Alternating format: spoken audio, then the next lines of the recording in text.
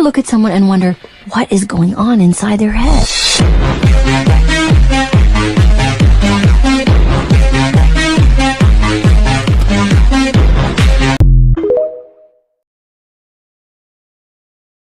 Just a good old boy, never meaning no harm. Ain't all you never saw, then it's wrong.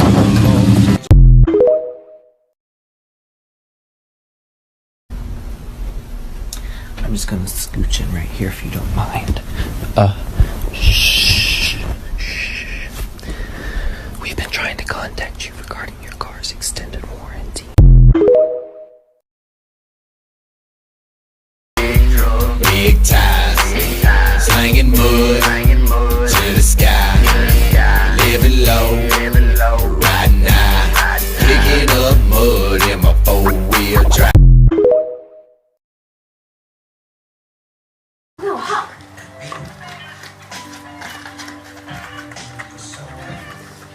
Oh shit! Hurry, honey, hurry!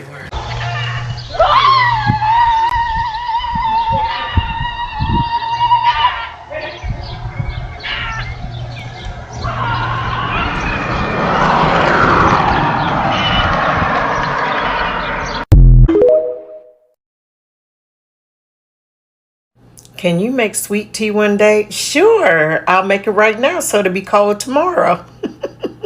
I have to use these tea bags, Southern Sweet Tea by Lipton, but I take 3 of those bags. Of course, I take the tag and the string off. I put 6 cups of water in a pot with 3 tea bags. I put my stove on medium high. When it comes to a boil, I let it boil for 2 minutes because I don't want my bags to burst. I remove it from the heat and let it set for 3 minutes. I add 2 cups of sugar to my pitcher. I remove the tea bags and throw them away.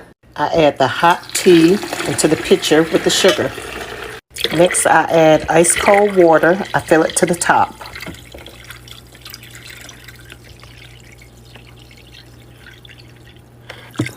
Next, I stir until the sugar dissolves.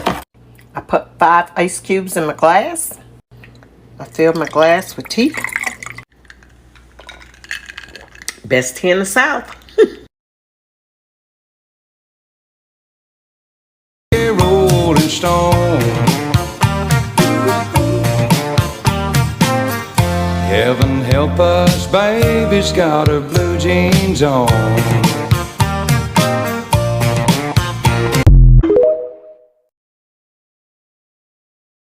We're all gonna die together out here. You're a good group of boys to die with, I'll tell you that much. You should have come here.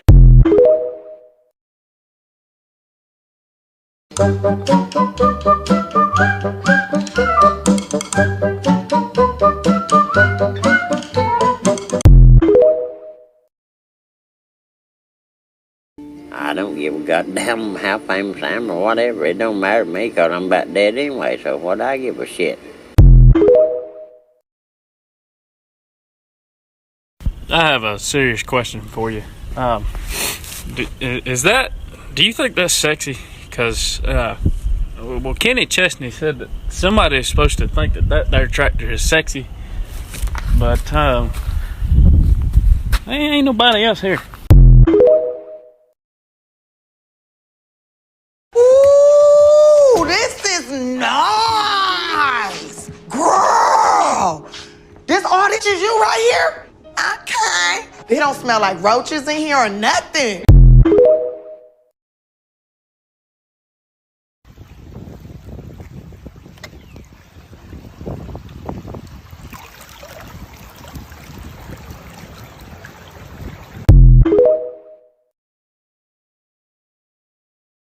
Heaven help us, baby's got her blue jeans on.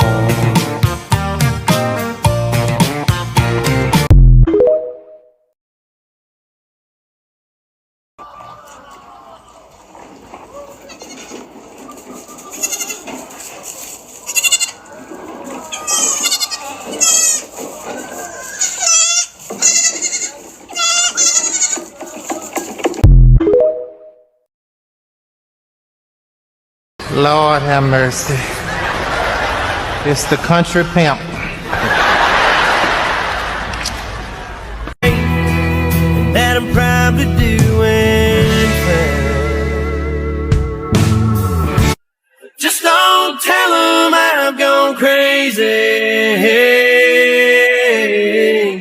I'm still strung out over.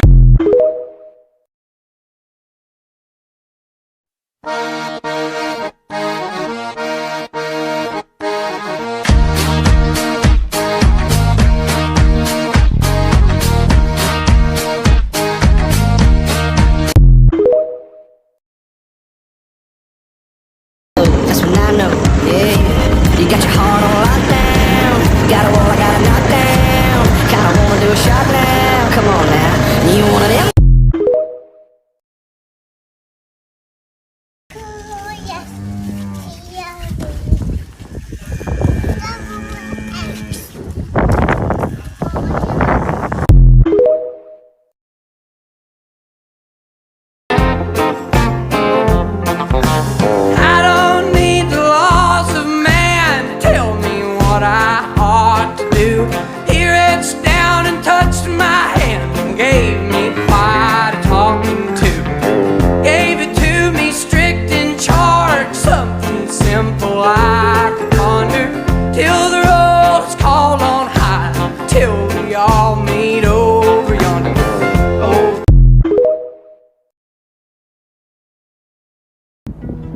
What do you want to be when you grow up?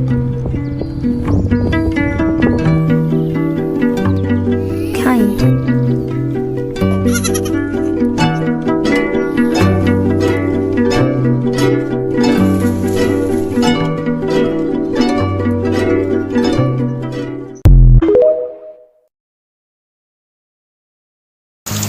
Old tin roof, leaves in the gutter. Hole in the screen door, big as your fist, flies on the butter. Mama baking sugar cookies, we were watching cartoons.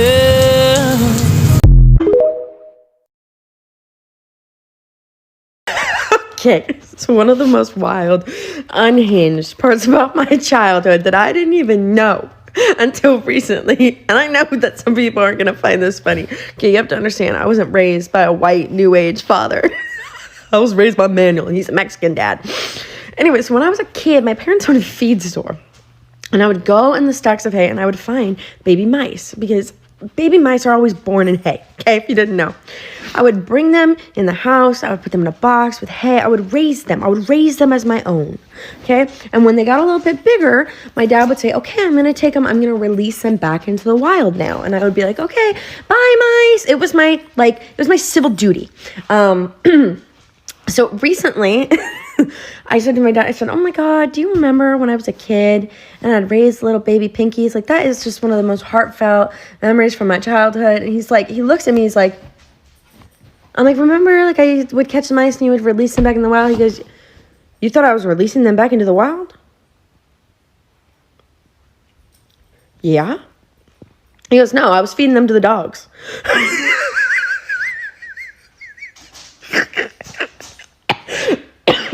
We had Jack Russells.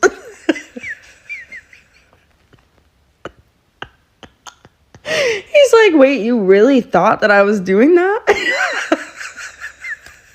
As if I shouldn't have expected that my father was this kind, nurturing human being that would release my mice back into the wild.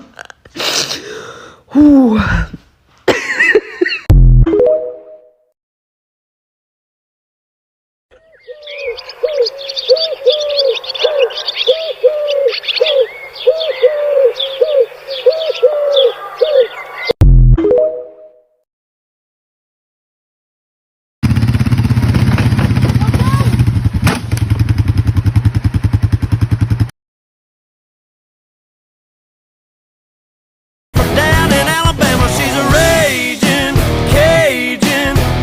From Brunswick, juicy Georgia peach with a thick southern drawl, sexy swinging wall, brother, she's all country shoe from a cow. Welcome to the new rich. We don't care what kind of house you live in or what kind of car you drive. We don't care about those designer brands. We're debt free. What we care about the most is time.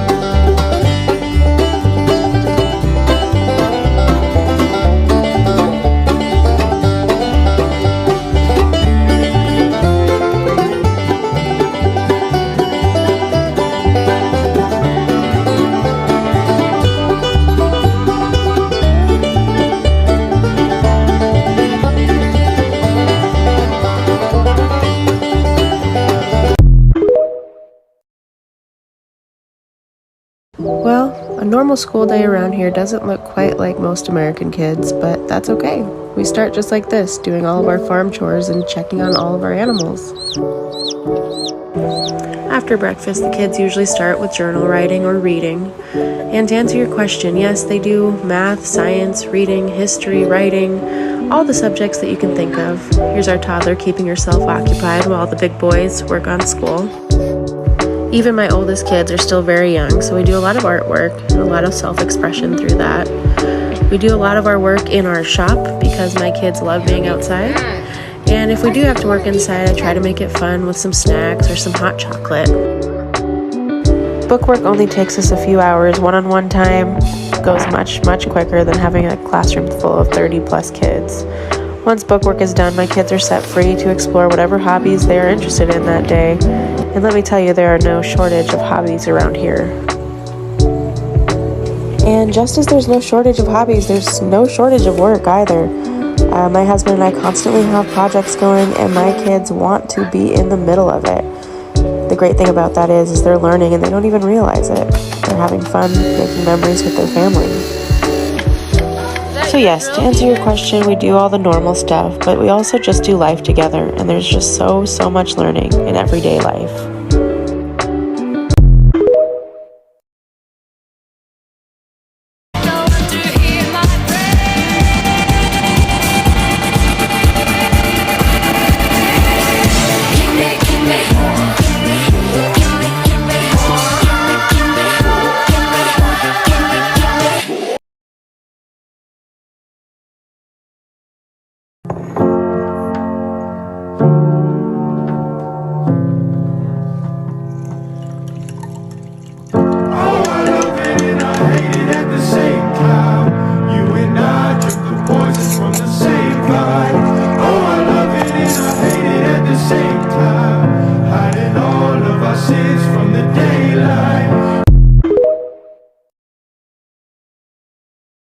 I don't know what it is, but something about Fringe makes me feel like I could like bust the door down. Come on.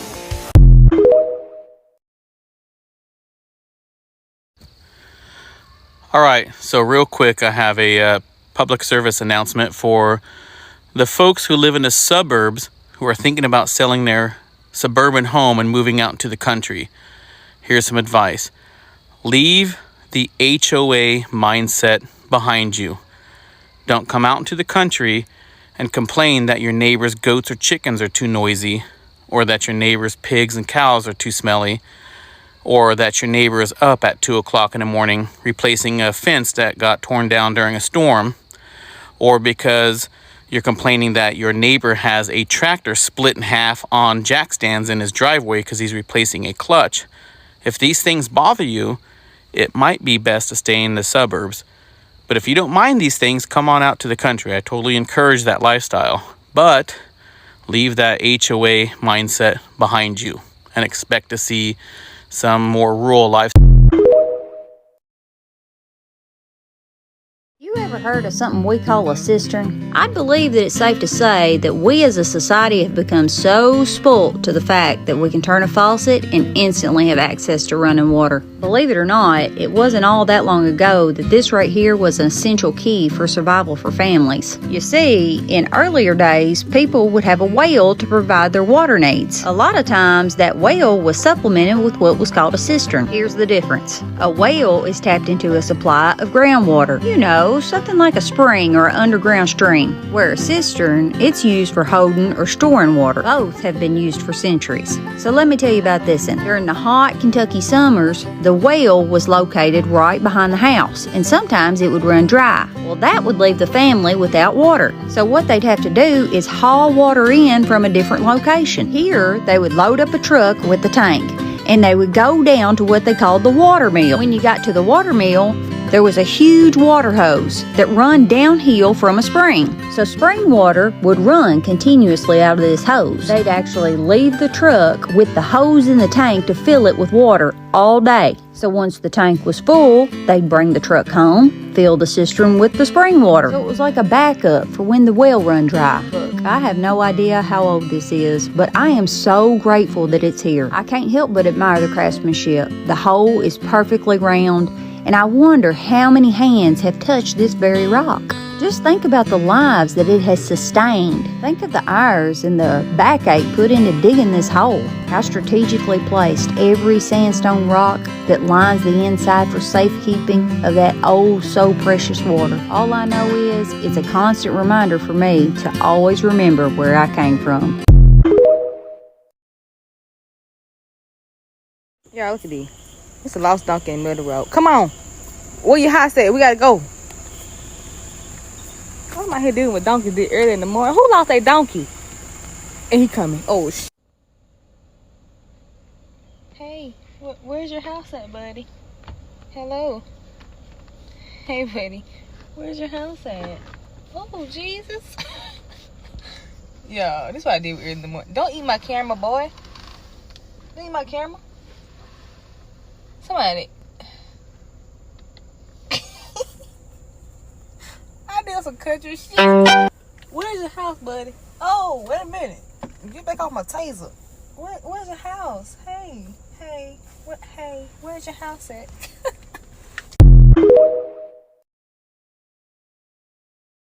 Y'all trust me too much, okay? I tell you where it goes, and some of you are like, that's where it's going to go. But the reality is that this could be changing directions, okay? So Amory, we need to be in our tornado safe place. We got a new scan coming in here as we speak. Oh man, like north side of Amory, this is coming in. Oh man.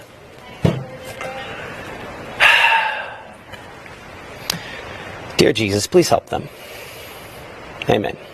Okay, so this is going to track along Highway 25. Unfortunately, this is cut farther, a little bit more east. So I have it slightly behind me there.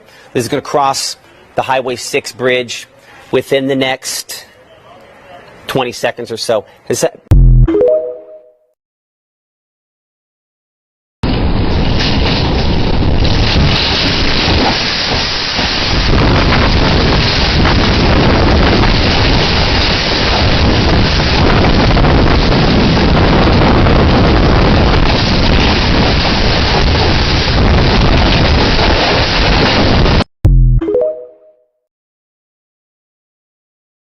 Hey bud, I think you're a little stuck.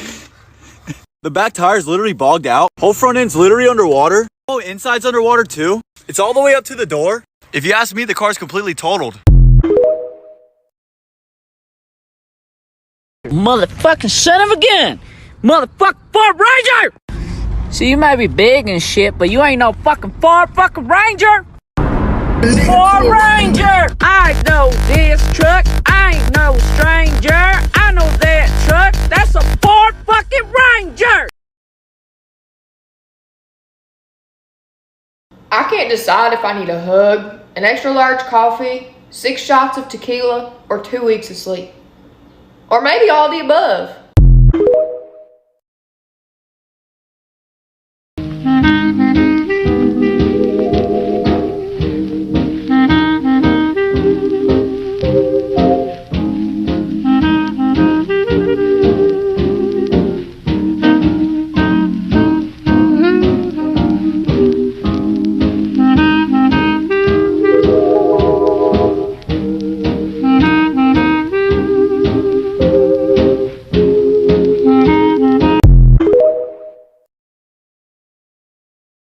Your kids won't be prepared for the real world.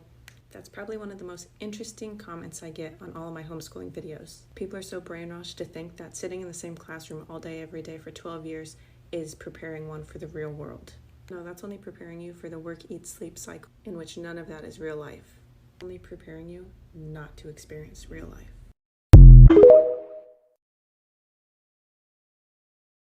Did you see that sign said 35? What about? You're going 55. Oh, that's just a suggestion.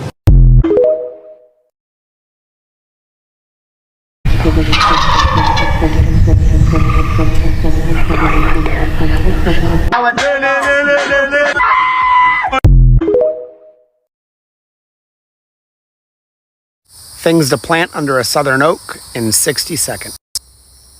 1. Monstera or Swiss cheese plant. Number 2. Orange flame justica. 3. Lesser galangal. Number 4. The greater galangal. This is just a baby though. Number 5. Begonias of all kinds. Number 6. Spiral ginger. Number 7. Turmeric or any other kind of ginger. Number 8. The polka dot plant. Number 9. Kale.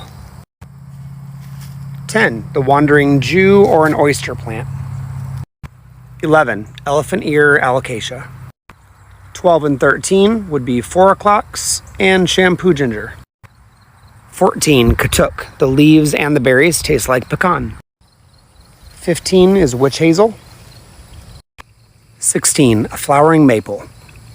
Press like and give a comment of what your girl. Motherfuckers, always running y'all's motherfucking mouth. Get your ass over here, mister. Oh yeah, pull over. I'm right here, you. Roll on along, roll on, daddy, till you get back home. Roll on, family, roll on, crew. Roll on, mama, like I asked you to do. Roll on, 18-wheeler, roll on. Using the term mother to birthing people. Black birthing people. Black birthing people. Black and indigenous birthing people. Is the administration's official policy to replace the term woman with birthing people? I was a little taken back when I just read it and saw it, that it's that the term mother was gone in spots and it was replaced with birthing people. Again, if we're trying to be precise in the language that's used. Mom's a pretty good word. Everything that's worth living and dying for is under attack right now. This environment that has been created and corrupted and manipulated does not respect women, does not respect children, does not respect men. It cares nothing for family. If that is the society that we want to live in, then we need to see how crazy we are. Really. The world is in the condition that it is in because of the disrespect of the woman. There's so much that we place around her because, as we are also taught, that when you teach a man, you are teaching an individual. When you teach a woman, you are teaching a nation. Every prophet came from the womb of a woman. Every intelligent, strong, powerful man and woman came from the womb of a woman. So that's why they have to attack mother and remove father, because before you can get to her, you have to get through him. Every wise nation has security, and the man is supposed to be that security. Can a woman secure too? Of course. Are there female warriors? Absolutely. However, because of her value, because a whole nation comes out of her, so you must be protected. And the man having that essential position by nature, so someone who knows that about you will do their best to make sure you are removed, because there is a standard of conditioning that has to take place. Man, woman, child. If I want to get to that, I have to remove your protector, because he is watching to make sure that everything that goes on in this environment is safe and secure. That's why they have to attack masculinity, because they know, damn, if there's real men around here, we can't really do what we want to do. And if there are real women, we for damn sure can't do what we want to do, because she's going to protect that child, he's going to protect that woman, and they both are going to protect society.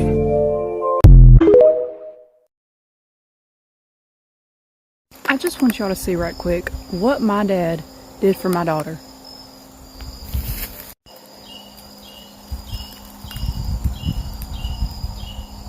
Literally made her these giant steps and a bar to hold on to. Do you know how long I've been climbing rotten pieces of wood and just chancing that I'd be okay and praying? And he's gone and made her some dang stairs.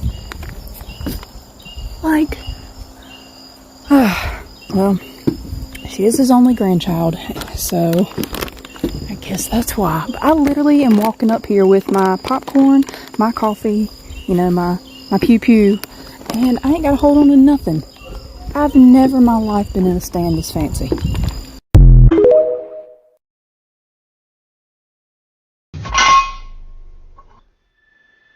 Here we are yet again with another episode of How Tight Did That Sphincter Get? I'm going to give that a 7.5. I'll bet that thing shut faster than a screen door in a tornado.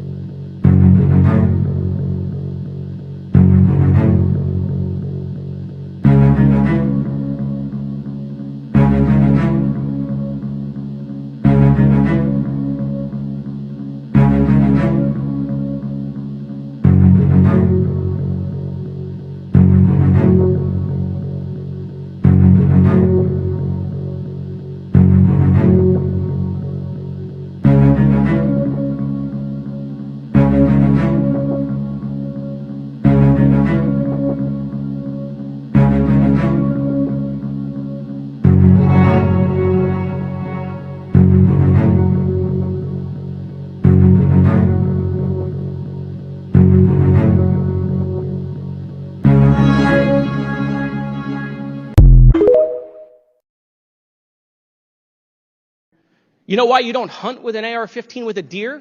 Because there's nothing left. And there's... You know why you don't hunt large game with an AR-15? Because most states have deemed this cartridge to be ineffective at taking large game humanely. It's not effective to do the job. That's the most common cartridge in North America for taking large game. That's a 30-06. That's a 5.56. That fool says this doesn't leave any deer left. That's a 55 grain projectile. But this has been used for 100 years, and it leaves plenty of deer. That's a 150 grain projectile. The uneducated should not be speaking or in a place of power in America. That man is fear-mongering on your emotions for votes.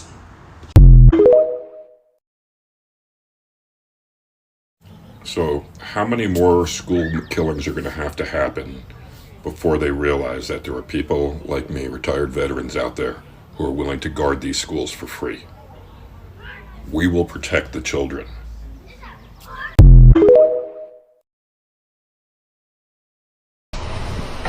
See this?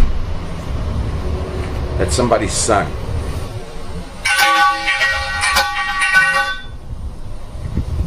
They did a good job.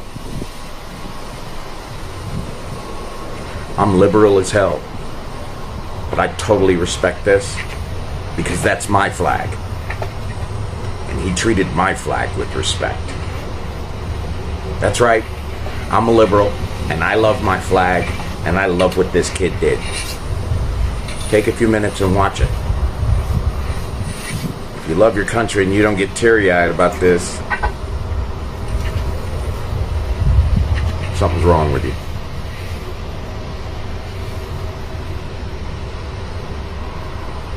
Respect.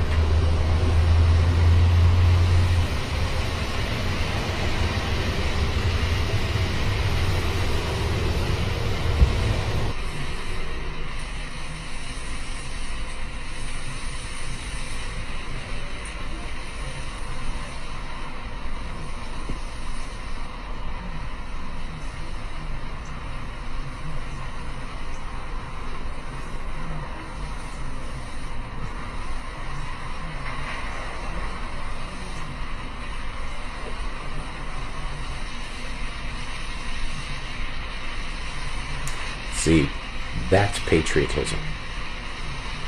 That's caring about where you live. It's not about trying to deny someone else what you already have. It's about showing respect to someone you don't know.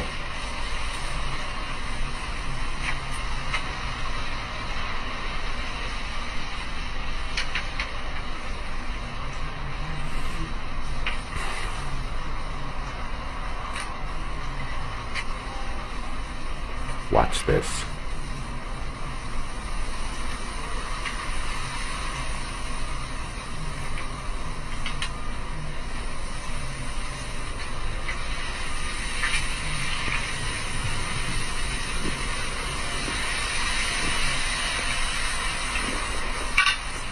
I don't care what side of the aisle you sit on.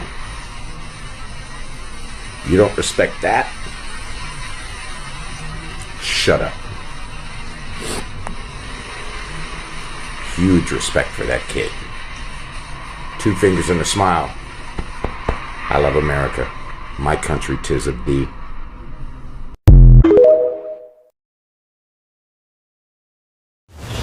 Baby, I'm hot like a prodigal son. The Outer Banks. Paradise on Earth.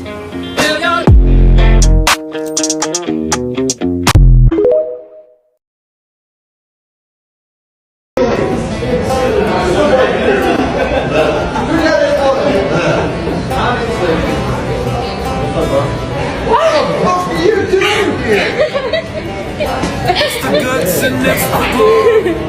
100 stripes, 100 storms. This is my brother. Allegiance on the 4th of July. This is Whaley. Some handwritten letters.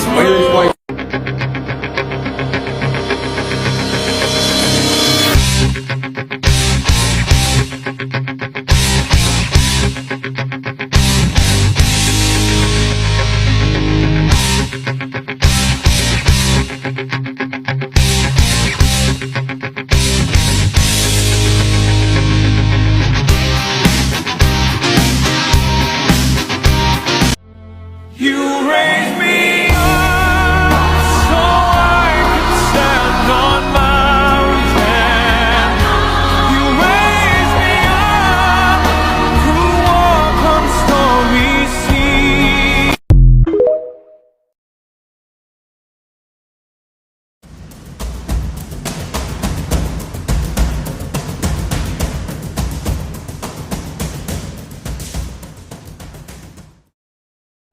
Kicking off his final season as a player in St. Louis, number 50, Uncle Charlie, Adam Wainwright.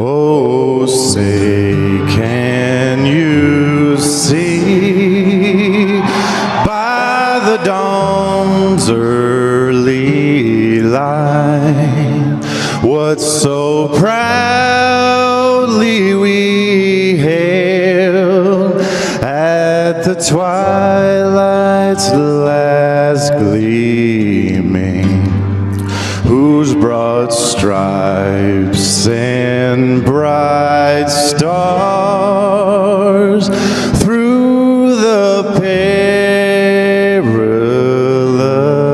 fight o'er the ramparts we watched were so gallantly streaming. And the rocket's red glare, the bombs bursting in air, gave proof through the night that our flag was still there. Oh, say does that star-spangled banner yet wave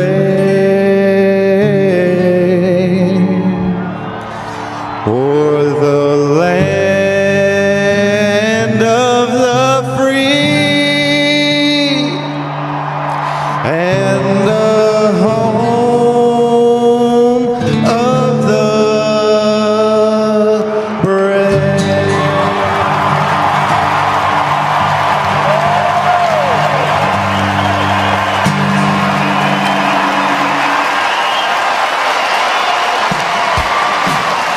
There's the most pleasant surprise of the day.